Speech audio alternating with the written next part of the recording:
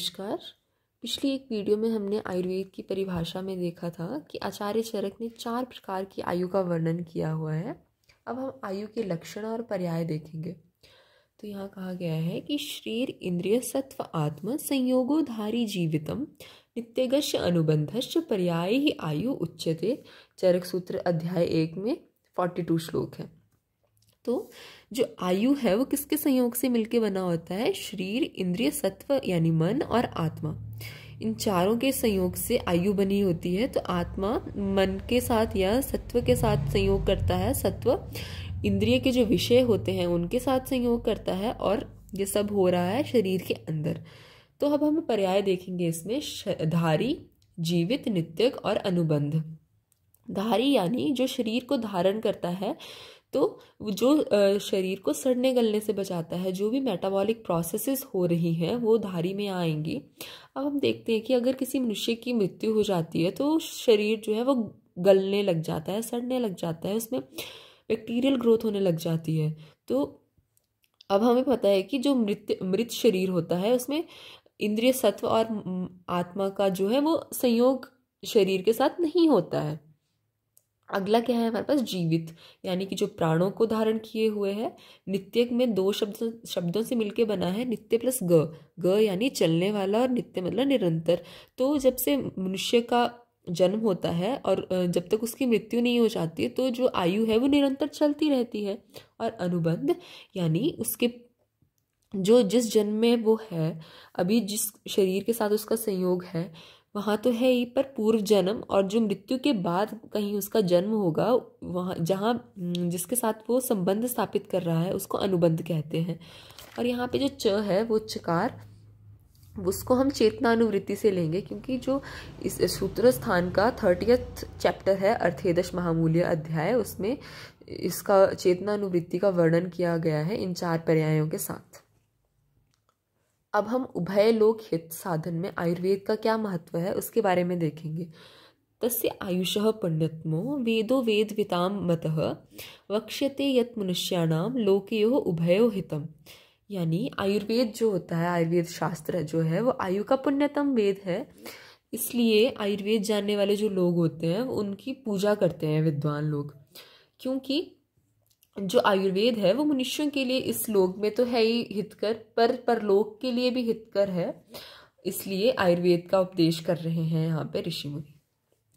तो हम देखेंगे सबसे पहले जो 6 पदार्थ हमने देखे थे उसमें सबसे पहले सामान्य और विशेष बताया हुआ था, तो उसके बारे में उसकी परिभाषा देखेंगे। अब सर्वदा सर्वभावानां सामान्यं वृद्धि कारणं ह्रास हेतुः विशेषश्च प्रवृत्तिः उभस्यतु सामान्यम् एकत्वकरं विशेषस्तु पृथकत्वकृत तुल्यार्थता ही सामान्यं विशेषस्तु विपर्यः।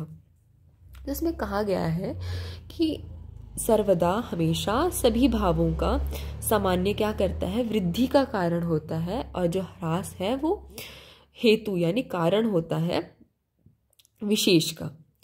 और प्रवृत्ति ही उभस्यतु, प्रवृत्ति यानी इसकी क्रिया से क्या होता है? जब शरीर के साथ ये संयोग में आता है तभी इसकी क्रिया जो होती है वो संपादित होती है। तो यहाँ क्या कहा गया है? सदा सभी भावों की वृद्धि करने वाला सामान्य है और ह्रास का कारण विशेष है।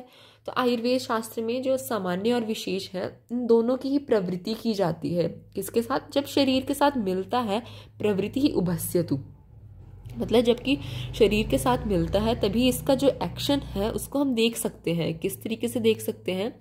इन दोनों की जो प्रवृत्ति होती है, क्रिया से क्या होता है? दोष, धातु और जो मल होते हैं इनकी वृद्धि सामान्य से होती है, और ह्रास किससे होता है? विशेष से होता है, जैसा अभी हमने इसके लक्षणों में देखा। उसके बाद कहा गया है कि जो सामान्य होता है वो एकत्व बुद्धि को उत्पन्न करता है, और जो विशेष होता है वो विभिन्न बुद्धि को उत्पन्न करता है, यानी पृथकत्व भाव या बुद्धि उत्पन्न करता है। तो जो सामान्य होता है वो तुल्य अर्थ को बताने वाला होता है, और जो विशेष होता है वो विपरीत अर्थ का बोधक होता है हमारे पास। अब इसके बाद हम सामान्य के प्रकार देखेंगे। तो ये 3 प्रकार का कहा गया है: द्रव्य सामान्य, गुण सामान्य और कर्म सामान्य। द्रव्य सामान्य में सामान्यम वृद्धि कारणम, जो पहला हमने इसमें देखा था लक्षण सामान्य का, तो इसमें उदाहरण क्या दिया गया है कि मांस खाने से मांस की वृद्धि होती है।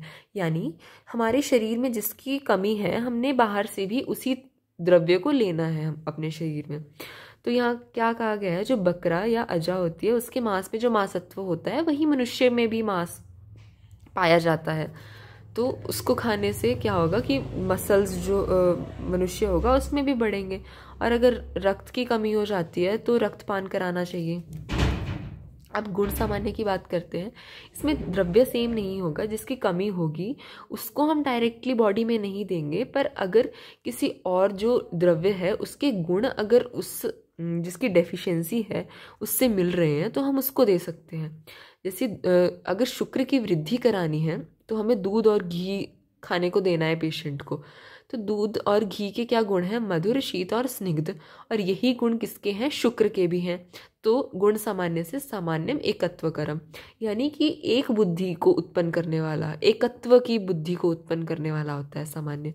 इससे हमें ये पता चल रहा है गुण सामान्य के थ्रू। सामान्य के तीसरे भेद में कर्म सामान्य है, उसमें तुल्यार्थता ही सामान्य, यानी वायु का कर्म चंचल होता है इसलिए दौड़ने से वायु बढ़ती है, और कफ का कार्य क्या होता है, स्थिरता उत्पन्न करना, इसलिए सोने या बैठने या सीडेंटरी लाइफस्टाइल मेंटेन करने से कफ की वृद्धि होती है।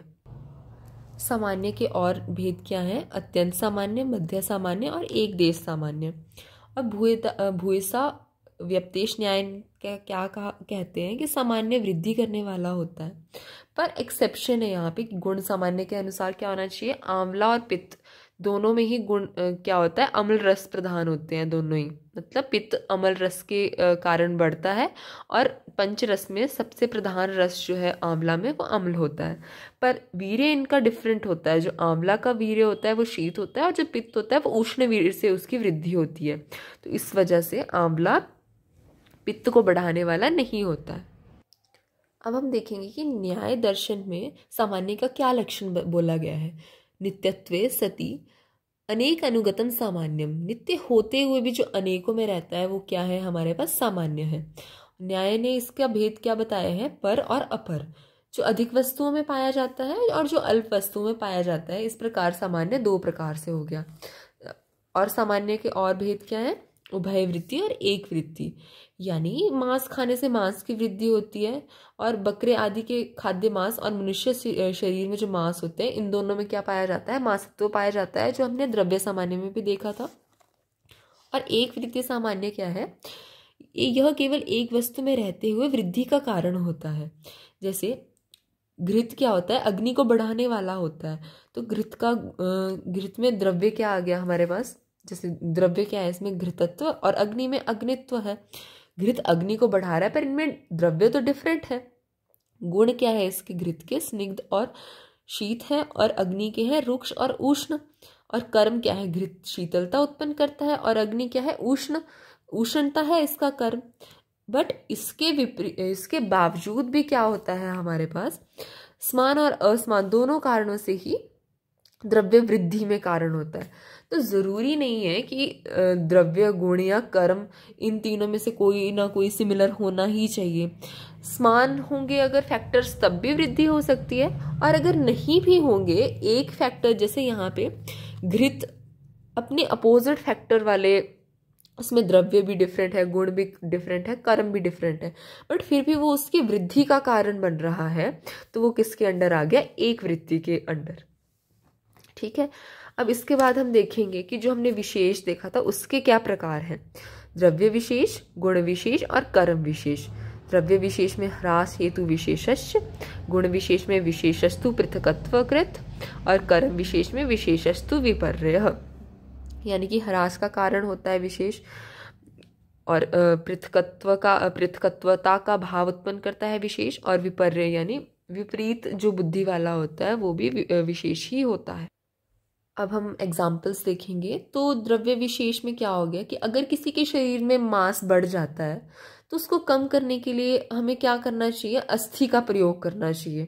अस्थि अब ऐसा नहीं कि किसी की हड्डी ही दे दी, पर जैसे कोई हार्ड सब्सटेंस है, कोई रूक्ष चीज़ है, उसका इन्फेस्टेशन करना, जैसे शंख हो गया, शुक्ति, कौड़ी की भस्म जो होती है उसका यूज़ करना, बाजरा, जून, हरी आदि अनद्रव्य इनका प्रयोग करना, यानी जो द्रव्य ऐसे हों जिसमें अस्थि के गुण हो उसका प्रयोग करना द्रव्यों का। शरीर में वायु यानी वात की वृद्धि होने पे हमें क्या करना चाहिए, तैल का प्रयोग करना चाहिए, क्योंकि ये गुणों में विपरीत हैं एक दूसरे के। वायु का गुण होता है रूक्ष, शीत, लघु, खर, और जो तैल के गुण होते हैं वो स्निग्ध, उष्ण, गुरु। तो ये क्या करेंगे, वात का शमन कर देंगे तैल, तैल के यूज से। मतलब कर्म विशेष में हमें क्या बोला है कि वायु का चल होता है, चंचल होती है, जैसे हमने पिछले में भी देखा था। तो जब वायु की वृद्धि हो जाए तो उस पर विपरीत करना चाहिए हमें, यानी विश्राम करना चाहिए, सेडेंट्री लाइफस्टाइल को अपनाना चाहिए। और उसी तरीके से अगर हमारे पास कफ बढ़ जाता है तो हमने चल गुण को बढ़ाना है, वॉक करनी है, चलना है, चंचल जो कार्य है वो करने हैं।